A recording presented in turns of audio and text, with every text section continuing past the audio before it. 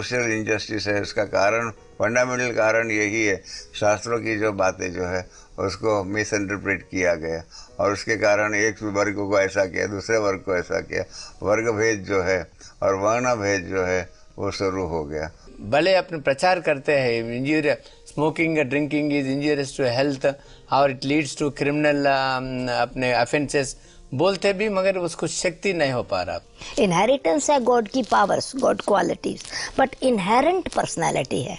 जैसे शेर के बच्चे को मेहनत नहीं करनी पड़ती पावरफुल बनने की, मछली को मेहनत नहीं करनी पड़ती स्विम करने की, तो जैसे इंसान का बच्चा इंसान है उसमें वो क्वालिटीज इनहेरेंट आती हैं।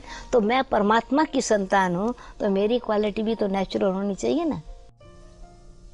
मैंने जो फॉर्मर एक्टिंग चीफ जस्टिस था, अभी national commission for backward classes का चेयरमैन हूँ। फिर अपने बैकवर्ड क्लासेस का जो सोशल डिस्क्रिमिनेशन है अपने, तो उसको जो पिछड़े वर्गों की उन्नति के बारे में भारत सरकार की सोशल जस्टिस और एम्पावरमेंट जो मिनिस्ट्री को हम एडवाइस देना पड़ता है अपने बैकवर्ड क्लासेस को कैसा उन्नति करें, अपने भारत में अपने पिछड़े वर्गों को क्या क्या अपने करना चाहिए, क्या सुविधा है अपने सोशली, एजुकेशनली, इकोनॉमिकली, उसको कैसा अपलिफ्ट करना चाहिए। फिर इसके बारे में जहीं अपने कहीं एडवाइस अपने सलाह देना पड़ती है, उसके वास्ते फिर हम ये स्टडी अपने पूरा भारत में अपने ये फिर के अपने स्टडी करना पड़ता है। उसकी बारे में अपने आज की अपने रमेश शाह इन is a philosopher and chartered accountant, renowned is a law graduate also. ऐसे ब्रह्मा कुमारी इसका अपने यूरोपियन सर्विसेज का हेड अपने स्वदेशी सिस्टर ने इसका बीच में मेरे यहाँ आने का और उसके अपने पैनल डिस्कशन में शामिल होने का बहुत खुशी है। इनहेरिटेंस है गॉड की powers, God qualities, but inherent personality है। जैसे शेर के बच्चे को मेहनत नहीं करनी पड़ती पावरफुल बनने की, मछली को मेहनत नहीं करनी पड़ती स्विम करने की, पक्षी जो है वो माँ थोड़ा बताता है तो फौरन एनकरेज करती है, चिड़िया उड़ने लग जाता है। तो नेचुरल है ना क्वालिटीज। तो जैसे इंसान का बच्चा इंसान है उसमें वो क्वालिटीज इनहेरेंट आती हैं। तो मैं परमात्मा की संतान हूँ तो मेरी क्वालिटी भी तो नेचुरल होनी चाहिए ना। तो ये एम्पावरमेंट है, स्पिरिचुअल एम्पावरमेंट। उससे उनको डिसिप्लिन आता है, कंट्रोल आता है, कम वेल्थ भी है ना, वो यूज ठीक होती है, एडिक्शन खत्म हो जाते हैं, तो मनी बच गई, simple life, high thinking. Sudesh बहन जी, आज हम 21वीं सदी की ओर जा रहे हैं। समाज की उन्नति के लिए या समाज सुचारू रूप से चलने के लिए हम देखते हैं कि गरीबी हटाओ, सर्वधर्म समभाव, सर्व शिक्षा अभियान के साथ साथ हम महिला सशक्तिकरण के लिए भी कार्य कर रहे हैं। लेकिन हम देखते हैं कि समाज में महिलाओं का सशक्तिकरण होने के बजाय महिलाओं का शोषण, उनके ऊपर अन्याय और अत्याचार बढ़ रहे हैं। तो उसके लिए ये ब्रह्मा कुमारी संस्था क्या कदम उठा रही है? ना, दिस क्वेश्चन जो अपने ऑडियंस से जो क्वेश्चन पूछा गया है, अपने जो अपने आजकल की भ्रष्टाचार जो सर्वव्यापी है, अत्याचार भी सर्वव्यापी है। जो महिलाओं के ऊपर जो अपने सेक्सुअल हरासमेंट है, वायलेंस है, उसके ऊपर अपने उसको जो मान सम्मान नहीं दे पा रहा है। मगर हर जना अपने छोटी से छोटी बड़ी बड़ी पोजीशन वाले जो अपने के इवन आपने आजकल के पेपर देखे तो there is no the section has been left which is not indulging the sexual harassment on the women if they get any chance it. Then उसको जो sexual harassment of the women के बारे में कानून तो बहुत कानून बनाया गया है to protect the women's character, conduct and the उसको मान सम्मान देने के वास्ते कड़ी शिक्षा भी देते। पर अपने निर्भया केस में जो हीनस जो क्राइम करे, उसको रेप करके मर्डर करे, उसके बाद में अपने लाइफ इम्प्रिजनमेंट भी दे सकते हैं और अपने इवन उसको डेथ पेनल्टी भी दे सकते। उसके बाद में hundreds of every day it's reporting about the rape and this even murder, about the even abuse of the children, abuse of the women at all ages, छोटी बच्चियों को भी और मीडियम एज का और बूढ़ी लोगों को भी अपने को nobody is left with this menace of the sexual harassment on the women. फिर ये बहना बोले इतने वुमेन एम्पावरमेंट है, इतने सर्वशिक्षा के अभियान है, इतने के करे बाद भी जो गवर्नमेंट इतने खड़ी कानून करे बाद भी फिर उसमें कंट्रोल नहीं पा रहा है, फिर आपके पास उसमें कुछ ये वाट अपने रेमेडी है? देखिए, ये है कैरेक्टर की बात, संस्कारों की बात। फिर से आ जाता है कि अगर सोल में जो इस प्रकार का भ्रष्टाचार कर रहे हैं अथवा विमेन को हरासमेंट, सेक्सुअल हरासमेंट है, उसका कारण क्या है? उसका कारण है सेल्फ कंट्रोल की कमी, ये वीकनेस है ना इनसाइड। एम्पावरमेंट जो है वो जब तक इनर पावर नहीं है, ये रियलाइजेशन नहीं है कि प्योरिटी मेरी पर्सनालिटी है, मैं ये पशु नहीं हूँ। एनिमल को कोई डिस्क्रिमिनेशन नहीं होती है कि ये छोटा है कि बड़ा है कि बहन है कि एनिमल वाली लाइफ अगर हो गई तो ये रियलाइजेशन सोल कॉन्शियस से आती है ना कि मुझे एनिमल वाला जीवन नहीं जीना है। उनको कौन सिखाइए? तो ब्रह्मा कुमारी ईश्वरीय विश्वविद्यालय ये एजुकेशन दे रही हैं जिसमें प्रैक्टिकल में पहले खुद की प्योरिटी चाहिए ना, और बहनों में भी इतनी पावर चाहिए, बहनों को भी अपना जीवन इतना सुधारना चाहिए। आजकल का फैशन, आजकल की ड्रेस, किस प्रकार के कपड़े पहनती हैं, जिस तरह के कपड़े पहनती हैं नेचुरली वो टेम्पटेशन होगी। मैं अपनी बहनों को कहती हूँ, अगर अपनी लाज को बचाना है तो अपनी मर्यादा में रखना है। अगर किसी भी प्रकार का ऐसी प्रकार का एटमॉस्फेयर होगा, जैसे बच्चों को कहते हैं फिल्म नहीं देखो, फिल्म देखेंगे तुम्हारा ऐसी नेचर बन जाएगी, वो छिप छिप करके देखते हैं, कमज़ोर है संस्कारों का। वायलेंस फिल्म नहीं देखो, चोरी वाली फिल्म नहीं देखो ताकि चोर बन जाएंगे। तो जैसे पुराने ज़माने में बचपन से माँ बच्चे को जब जन्म देती थी तो जन्म देने से पहले उसको वीर बनाना है, उसको देशभक्त बनाना है, उसको स्पिरिचुअल व्यक्ति बनाना है, उस प्रकार का उसका अभ्यास होता था, अध्ययन होता था। जन्म से पहले संस्कार दिए जाते थे। आज हमारी माताओं में बेशक सशक्तिकरण, माताओं को हमको शक्ति दी जा रही है, परंतु जब तक माताओं में अपने अंदर ये भाव नहीं है कि मैं शिव शक्ति हूँ, मैं पवित्रता की मूर्ति हूँ, मैं ज्वाला स्वरूप हूँ, जब तक ये अपने अंदर नहीं है तो नेचुरली वो एनर्जी दूसरे की नेगेटिव एनर्जी को भस्म नहीं कर सकती। अपना चरित्र भी तो ऐसा चाहिए, अपने अंदर संस्कार भी तो इतने डिवाइन चाहिए। तो इसलिए माताओं को ये इसके अंदर एक बात ऐड करना चाहता हूँ। अच्छा रमेश भाई, अपने अपार्ट फ्रॉम दिस अपने violence on the women and sexual harassment, ये जो इतना अट्रॉसिटी हो रहा है अपने फिर एससीज के ऊपर और वुमेन्स के ऊपर, इतने लॉस बनाए सरकार ने। डोमेस्टिक वायलेंस एक्ट बनाया उसको प्रोटेक्शन के वास्ते, फिर उसमें एससीज प्रिवेंशन ऑफ एट्रॉसिटीज एक्ट एक बनाया, फिर अपने कई कानून बनाए, कानून पे कई कदम उठाए, फिर भी इतने कंट्रोल नहीं हो पा रहा। फिर उसको फिर एज आपका विचार क्या है अपने रमेश भाई, अपने जो इन एडिशन टू? मैंने आपको पहले भी बताया और मैं अभी भी मानता हूँ कि जब तक सरकार जो है खाली कानून के द्वारा समाज के अंदर परिवर्तन करना चाहे और विमान के प्रति जो एट्रोसिटीज होती है, अत्याचार होता है, बलात्कार होते हैं, आदि जो भी समस्याएं जो है सामाजिक समस्याएं, उसके अंदर सिर्फ कानून के द्वारा परिवर्तन करना चाहे तो परिवर्तन पूरा नहीं हो सकता है। और इसके लिए आध्यात्मिकता और कानून दोनों, लॉ एंड जो है और फिलॉसफी दोनों को साथ में मिलकर के काम करना पड़ेगा, तो समाज का सर्वांगी विकास हो सकता है।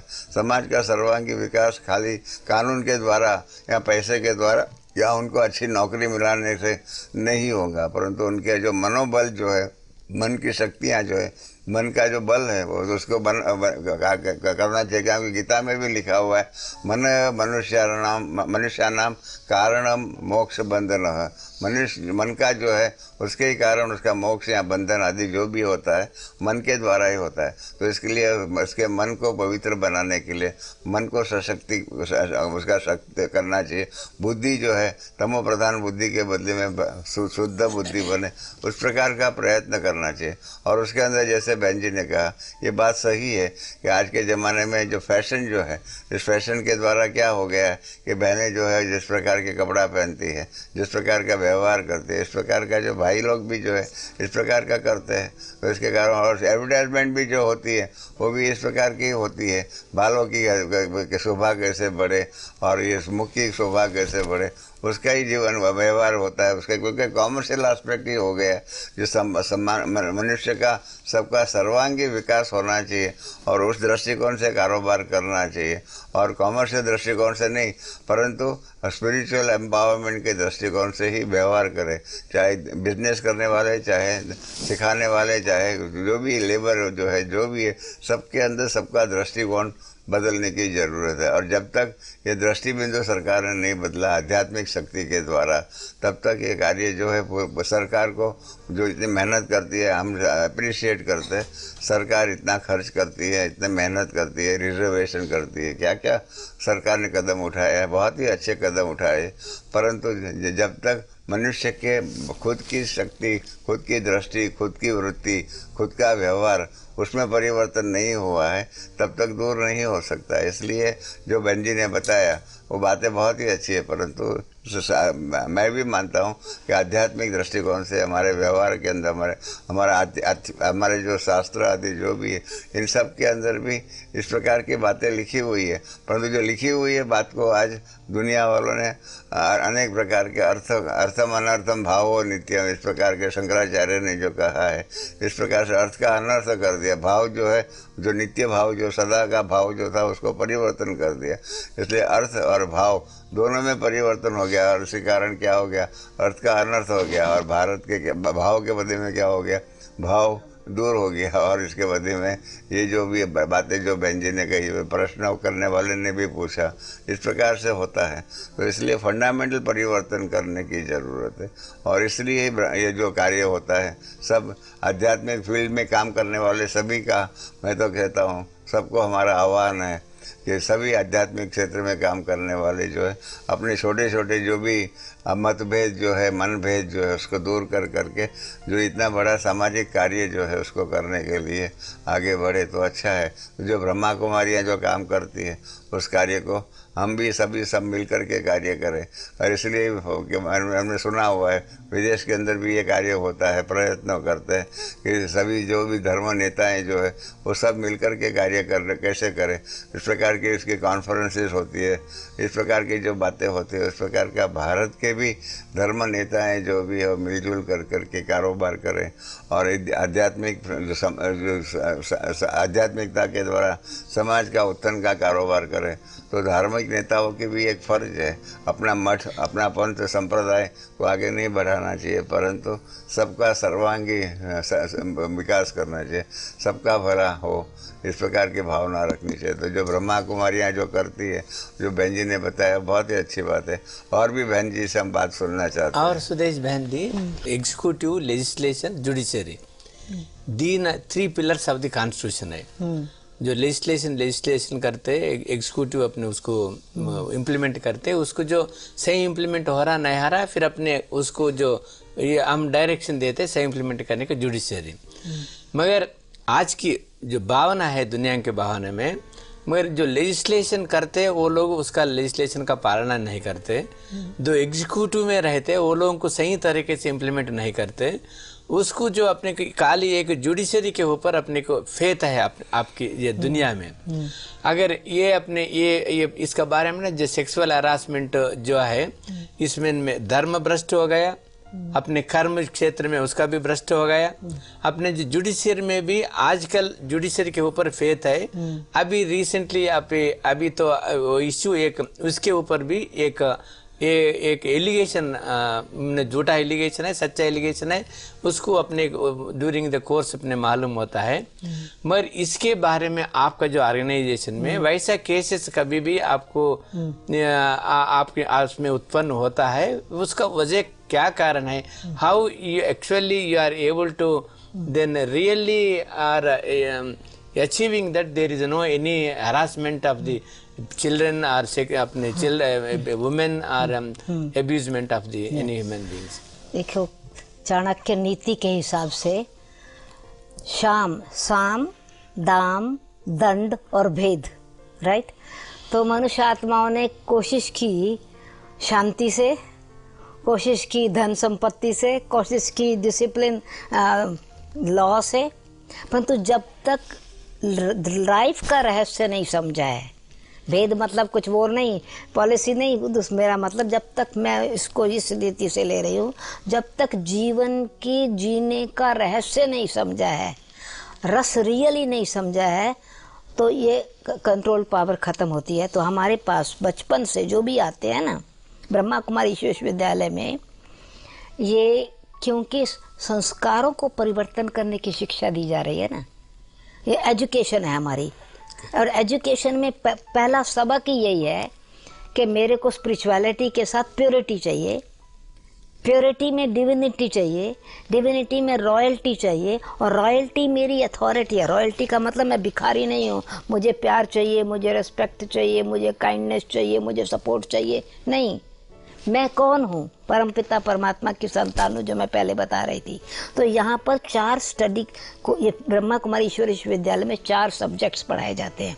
जैसे आपने कहा ना क्या क्या पढ़ाया जाता है, तो नॉलेज, उसमें कर्म फिलॉसफी बताई जाती है। योग, परमात्मा से शक्ति कैसे ली जाए, नॉलेज मिली ना सोल की, गॉड की और कर्मों की, सेल्फ, गॉड एंड कर्म फिलॉसफी। तो उस पर अपने कर्मों पर ध्यान जाता है ना, तो मालूम बचपन से बताया जाता है इस कर्म में दुख है, इस कर्म में सुख है। अब हमारे पास आते कोई देवता तो नहीं आते, अभी देवता तो कोई नहीं बना है, हम भी देवता तो नहीं बने हैं, परंतु मनुष्य से देवता बनने का लक्ष्य है ये राजयोग ईश्वरीय विश्वविद्यालय की पढ़ाई है, मनुष्य से देवता बनने की। तो मनुष्य मेरे में संस्कार कौन से हैं, पशुओं जैसे संस्कार कौन से हैं, दानव जैसे संस्कार कौन से हैं, उनको मुझे मानव बन करके देवता बनना है। तो इसीलिए शक्ति चाहिए, तो योग सिखाया जाता है। फिजिकल एक्सरसाइज तो हेल्थ के लिए है, पर स्पिरिचुअल एक्सरसाइज, स्पिरिचुअल एम्पावरमेंट के लिए योग है, मेडिटेशन है। उसका रेगुलर अभ्यास से, जैसे भाई साहब ने कहा कि मन में बल चाहिए ना, तो दृष्टि बदलने के साथ साथ वृत्ति को बदला जाता है। ये वृत्ति है ना, मैं जवान हूँ, मैं यंग हूँ, मैं ब्यूटीफुल हूँ, मैं मैन हूँ, मैं वुमन हूँ, मैं हस्बैंड हूँ, मैं वाइफ हूँ। तो वृत्ति में क्या हुआ? अट्रैक्शन।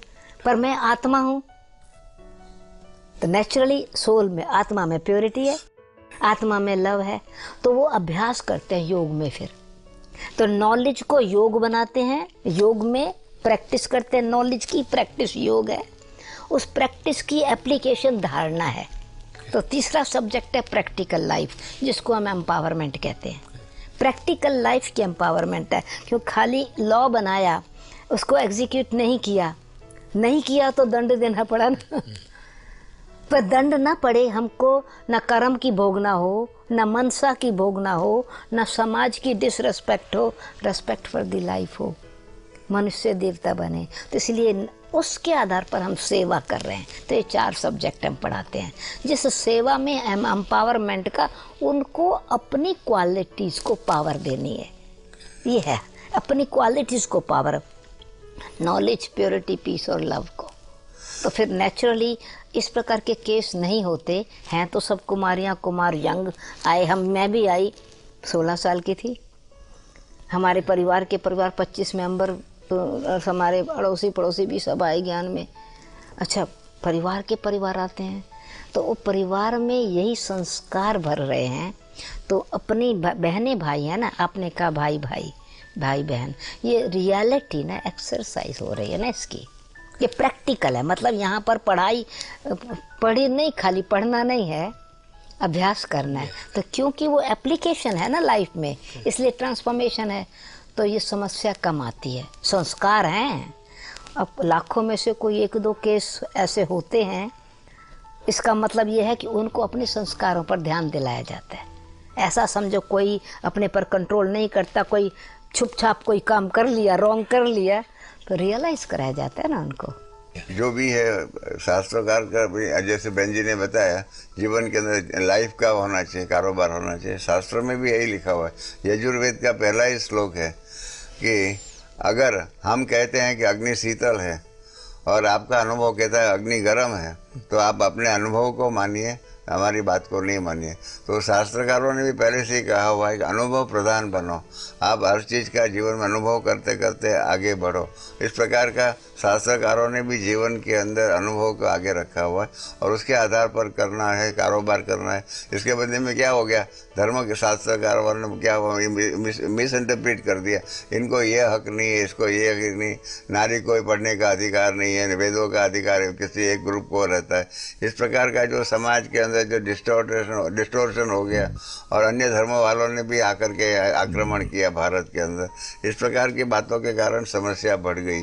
अगर ओरिजिनल जिस प्रकार के अनुभव जो होता है, इस प्रकार से शास्त्रों की ओरिजिनलिटी जो अगर उसको हम रखें तो बहुत अच्छा होता है। परंतु क्या कर दिया, संप्रदाय वालों ने अपने सांप्रदायिक दृष्टिकोण से ही और अपने संप्रदाय की वृद्धि के हिसाब से ही कारोबार कर दिया।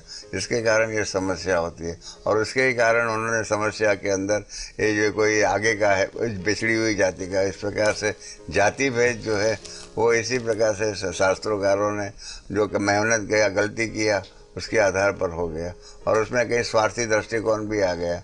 आज आप देखेंगे हम जब अपने कश्मीर में जितने भी सिख हैं, सिख पहले 150 साल पहले ब्राह्मण ही थे, कश्मीरी ब्राह्मण थे, परंतु उनके अंदर मिस इंटरप्रिटेशन हो गया और इसके कारण बताया गया कि कल जिसने भोजन वहाँ किया वो सब मुस्लिम हो गया।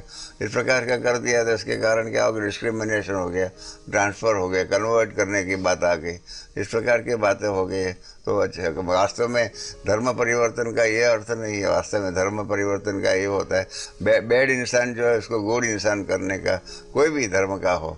आपने जो पहले सवाल पूछा हुआ है, कोई भी धर्म का हो, बैड क्रिश्चियन है उसको गुड क्रिश्चियन करने का, बैड मुस्लिम है उसको गुड मुस्लिम करने का, बैड हिंदू है उसको गुड हिंदू करने का, इस प्रकार का कारोबार होना चाहिए। इस प्रकार का दृष्टिकोण से सभी संस्थाएं काम करें, चाहे अमेरिका में या विदेश में, जहाँ कहाँ भी काम करने वाले होंगे, भारत में भी इस प्रकार से काम करें कि हमको बुराई छोड़नी है और अच्छाई धारण करनी है। बुराई छोड़ने के लिए जो प्रयत्न करना चाहिए वो बताया जाए और अच्छाई धारण करने के लिए क्या प्रयत्न करना चाहिए वो बताना चाहिए। गीता में भी है, दुर्योधन कहता ही है, जानामि धर्म न च मे प्रवृत्ति, जानामि अधर्म न च मे निवृत्ति ही। अर्थात मैं धर्म जानता था परंतु मेरे जीवन में धारण नहीं कर सकता था, इसलिए पहले हमने कहा मन की शक्ति को डेवलप करना है। तो क्या होगा, धर्म जो हम जानते हैं उसको व्यवहार में ला सकेंगे और अधर्म जो है वो हमारे जीवन में आ गया है उसको हम दूर कर सकते हैं। तो जो बहन जी ने जो बात कही वो बहुत ही अच्छी बात है कि उसको ही जीवन में धारण करने के लिए आत्मा में सशक्तिकरण हो जाएगा। तो जो एम्पावरमेंट जो है वो एम्पावरमेंट का मूलभूत सिद्धांत तो यही है कि आत्मा के अंदर सशक्तिकरण है। इसलिए बहन जी बराबर है मेरा कहने का। बिल्कुल राइट बात है। तो आत्मा में शक्ति फिर आएगी परमात्मा के साथ संबंध जोड़ने से।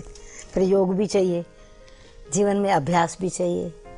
जैसे इलेक्ट्रिसिटी जो है, इलेक्ट्रिसिटी होगी तो बिजली आएगी और इस प्रकार से शक्ति होगी तो लाइट आएंगी, सब कुछ होगा। तो ये इस प्रकार का आध्यात्मिक शक्ति जो है आप सरकार के द्वारा जो क्या है आर्थिक शक्ति बढ़ाते हैं।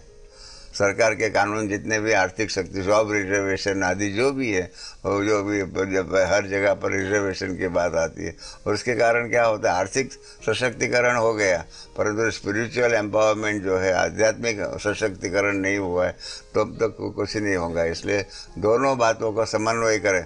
और सरकार ने क्या किया है, सेक्युलर के हिसाब से समझ लिया कि आध्यात्मिकता की ज़रूरत नहीं है। बहन जी ने भी पहले बताया कि स्पिरिचुअलिटी और रिलीजन दोनों ही अलग अलग है।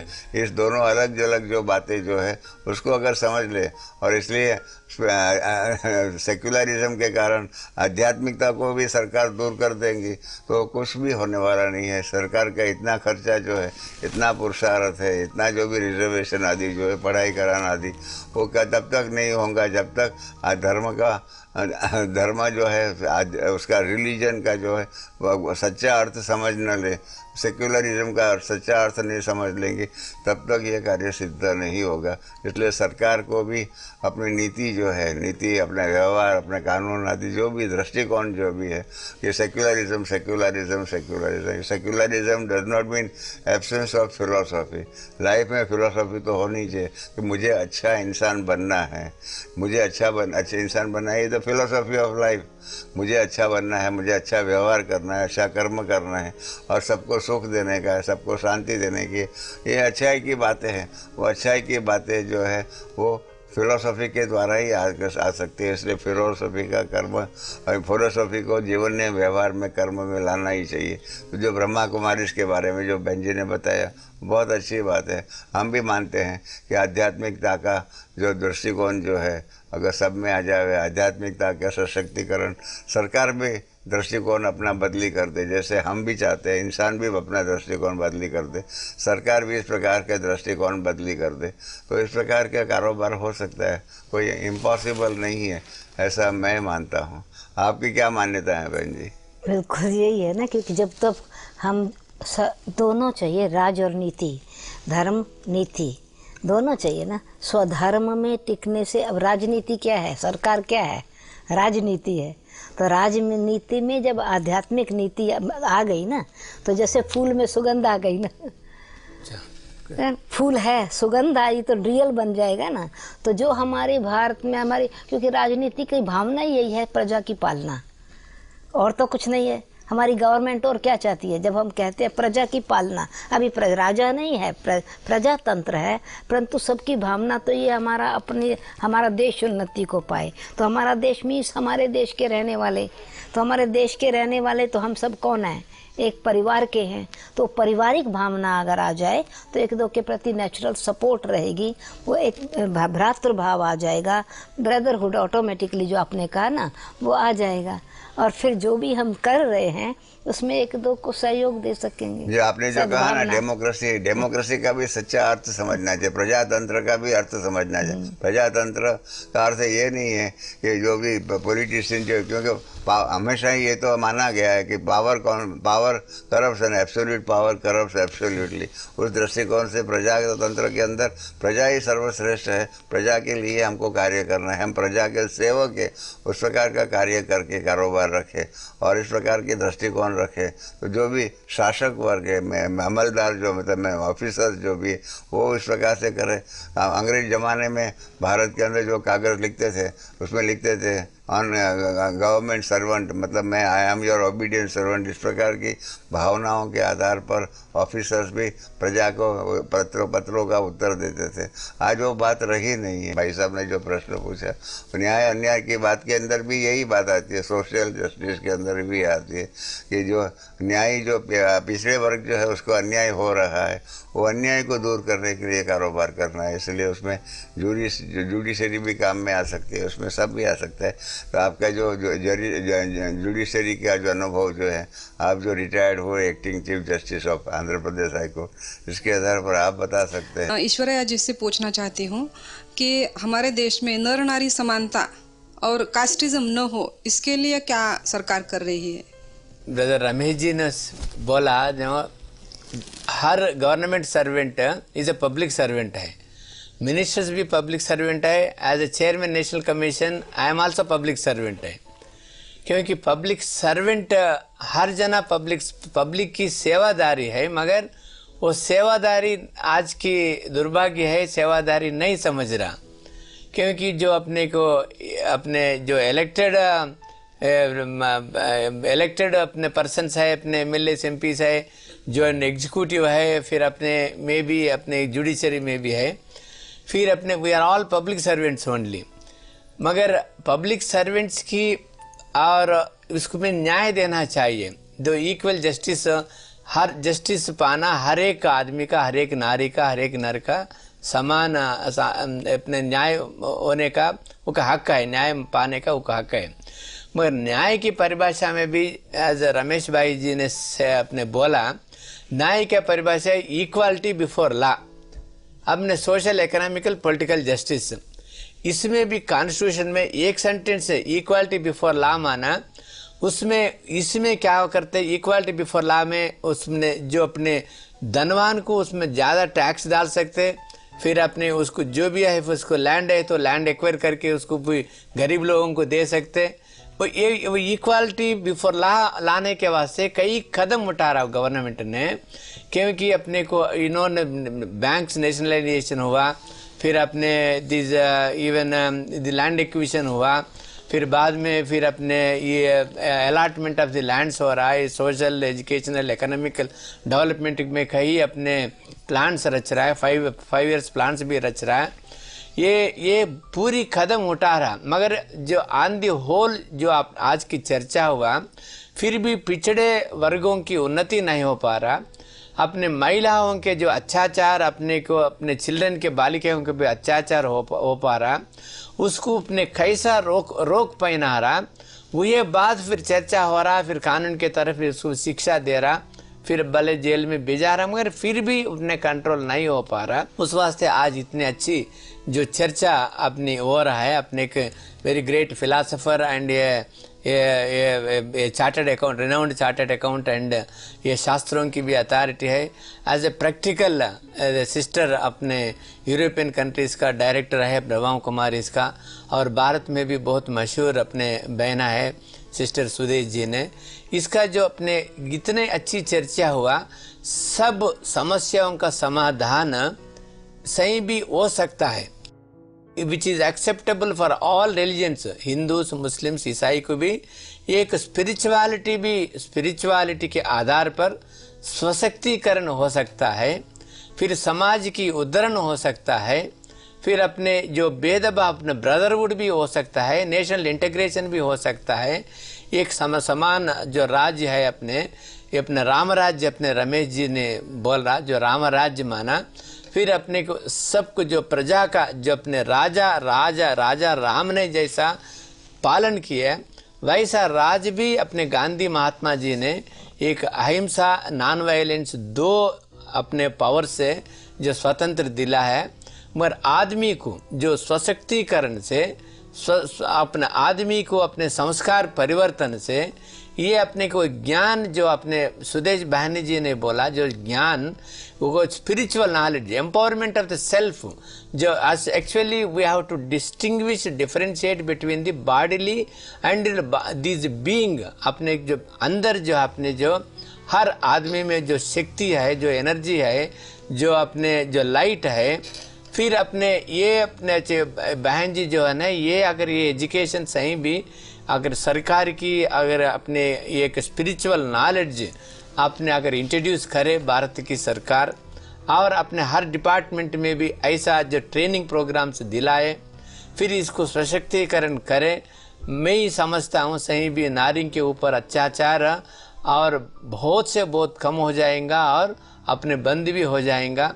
और अपने को आज की देखो, अपने बेटा बाप को मार डालते, भाई भाई को मार डालते, भाई बहन को फिर अपने अत्याचार करते, क्योंकि ये शक्ति न होने के कारण जो अपने जितने भी अपने ये वाइसेस है, जो दुराचार है, क्योंकि उसको आदमी को जो शक्ति न होने के कारण उन्हें एडिक्टेड फॉर दी ये अपने ये वाइसेस को, क्योंकि जो अपने जो नारी के ऊपर क्योंकि क्रिमिनल आई उसका आंक अपने क्रिमिनल बन गया, क्योंकि जो प्यूरिटी नहीं है ना उसका, अपने जो मन बुद्धि संस्कार जो है उसमें मन प्यूरिटी नहीं है। ये तो बहुत अच्छी है अपने को, बहुत बहुत अपने सिस्टर सुदेशी जी, अपने रमेश भाई जी ने ये आज ही मैं समझता हूँ दुनिया में जितना भी कोई भी अपने संस्था में गए और इतना एजुकेशन, इतना स्टडी, इतना मटेरियल मेरे को जो दिया, ये बहुत अपने को और मेरा कार्य क्षेत्र में बहुत फ़ायदा होगा। और दोनों भाई और बहनों को धन्यवाद भी।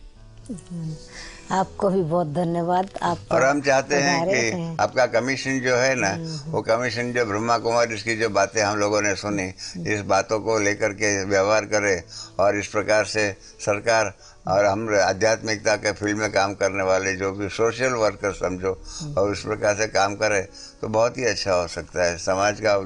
आपका कमीशन का जो लक्ष्य है वही हमने सुना ब्रह्मा कुमारी बहनों के द्वारा, उनका भी वही लक्ष्य है, तो इसके लिए सोने में सुहागा जैसा हो सकता है। तो आपने जो बताया और जो समराइज किया वो बहुत बहुत अच्छी बात है, और इसलिए हम चाहते हैं आपके कमीशन को हम पूरी शुभेच्छा देते हैं और बेस्ट ऑफ लक कहते हैं कि आपका आप कमीशन के चेयरमैन के रूप में बहुत ही अच्छी तरह से सफलता पाओ और जितना हो सके इतना बैकवर्ड क्लास का, सोशल जस्टिस का और नारी जीवन के एम्पावरमेंट का कारोबार में आप सफल हो, यही हम सबकी शुभेच्छा है। सभी धर्म का नेताएं जो भी आपको पूर्ण साथ देंगे आपके लक्ष्य को प्राप्ति करने में। धन्यवाद। थैंक यू, आपने बहुत इंटरेस्ट से सुना और जो एसेंस है वो अपनी आपके ऐसा लग रहा है जैसे आप उस अमृत को पीते जा रहे हैं, तो नेचुरली दूसरों को उसी रीति से सहयोग दे सकेंगे और इंस्पायर कर सकेंगे, ऐसी मेरी भावना है। धन्यवाद।